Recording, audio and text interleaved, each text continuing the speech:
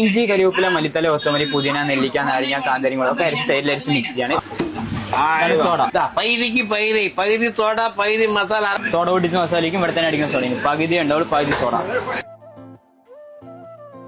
കൂത്ത് പറയുമ്പോൾ നീ അബുക്കാസിന്റെ കടയിൽ നമ്മൾ ഈ സാധനം എടുക്കാൻ പോവാണ്. അപ്പൊ ചേട്ടന്റെ കടയിൽ എല്ലാവരും വന്ന് അബൂസ് തട്ടുകടയിലേക്ക് നമ്മൾ ഈ സാധനം കൊണ്ട് കൊടുക്കാൻ പോവാണ്. ചേട്ടന്റെ കടയിൽ സപ്പോർട്ട് ചെയ്യണം. ഇവിടെ സപ്പോർട്ട് ചെയ്ത് തന്നെ എല്ലാവരും പാലക്കാടിലെ സാധനം നമ്മൾ അങ്ങോട്ട് കൊടുക്കാനായിട്ട് പോകും. കൂത്തുപറമ്പിൽ എല്ലാവർക്കും ഇങ്ങോട്ട് പാലക്കാട് എത്താൻ പറ്റില്ല, അത് എത്താൻ പറ്റില്ല. അപ്പൊ നമ്മൾ അങ്ങടിക്ക് വരും, അങ്ങടിക്ക് കൊടുക്കാണ്.